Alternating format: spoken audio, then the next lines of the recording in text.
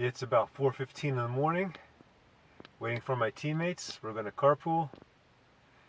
Wente road race, here we come.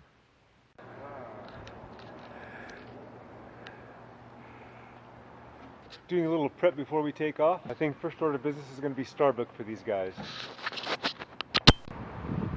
About 30 miles from the start, the race, and we're here at the obligatory visit to Starbucks.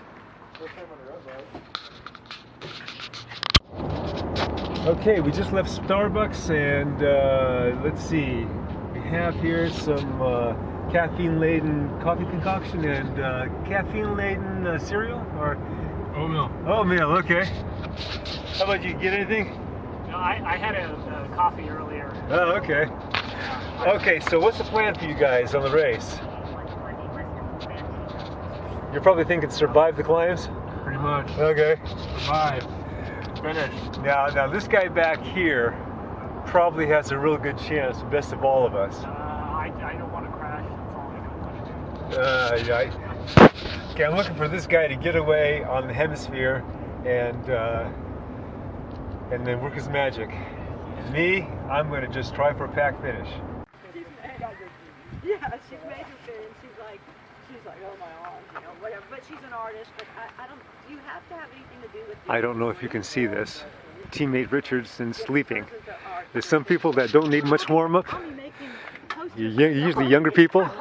No, With me, I need a lot of warm up. We could take a person with an art degree and teach him to fly airplanes. Exactly. You know, Yeah. Here's my other teammate, Ken.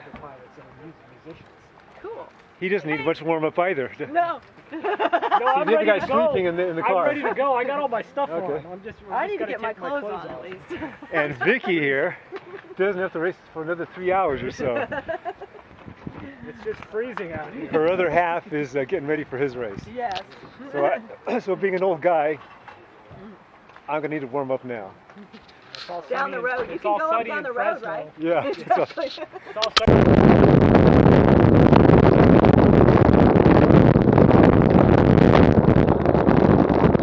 We're on our way home, and a big thank you to Richard here for driving. So, Vicky right now, she's racing, hasn't maybe started yet, but she's going to be racing in the afternoon in the women's fours.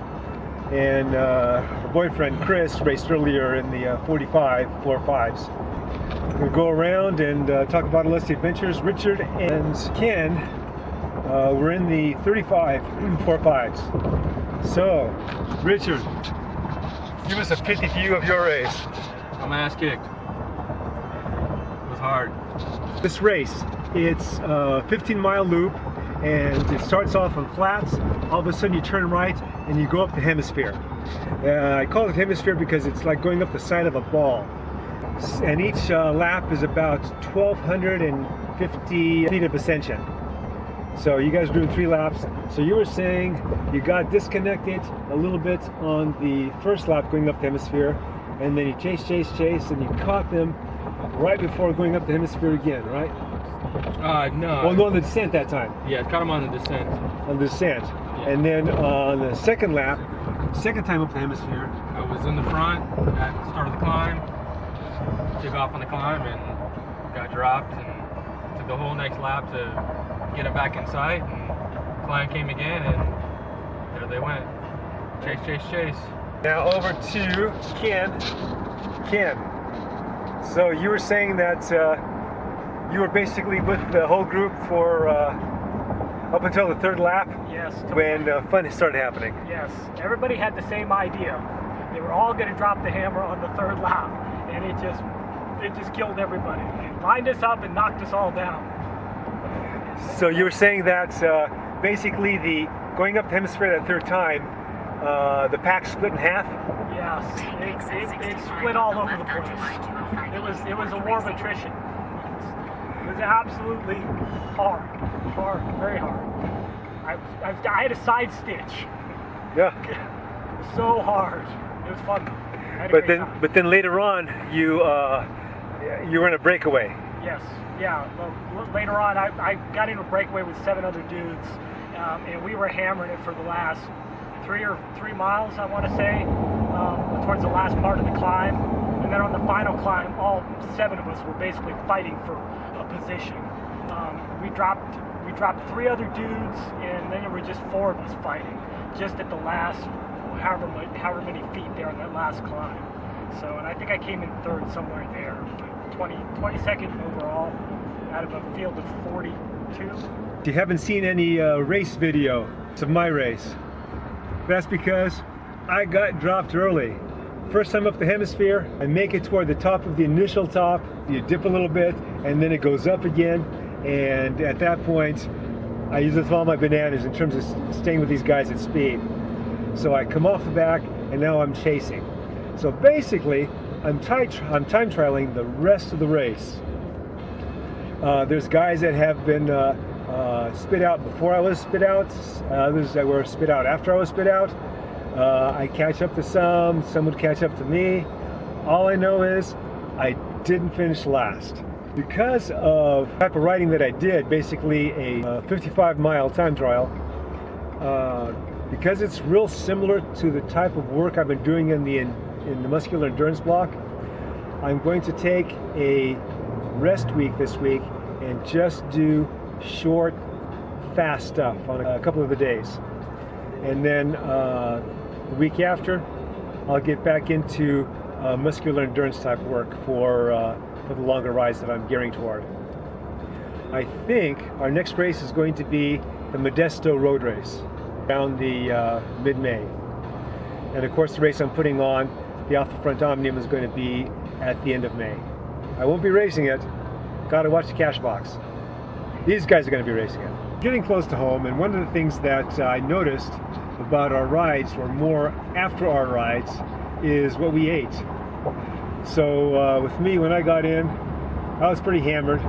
So of course I had my Hammer Nutrition Recoverite, had my Hammer pills, and then I had a can of sardines, and that went down pretty darn smooth. So why don't we ask Richard here what he had? He's going to pull it out right now. He had a hot dog from a Big Bite hot dog. 7-Eleven. 7-Eleven. Doritos. And Doritos. Red Bull. Red Bull. Mark's favorite candies there. Oh, there you go. And some water. And some water. Yeah, well, after the sardines, I had bananas, Cliff Bars, and a packet of figs. And that helps. A lot of water, yeah. So, and Richard, how about you? Can you beat the hot dogs? Ken, I'm sorry. No, I had a decaf coffee and a little bit of Richard's fruity candy there. That's it? That's all. How you feeling right now?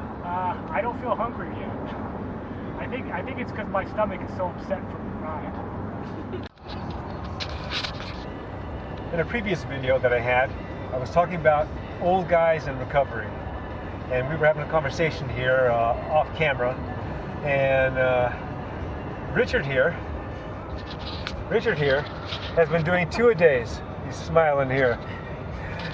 And this guy, so he goes and he'll do the what we call the damn hill rides. They are 6 a.m. rides that last 45 minutes.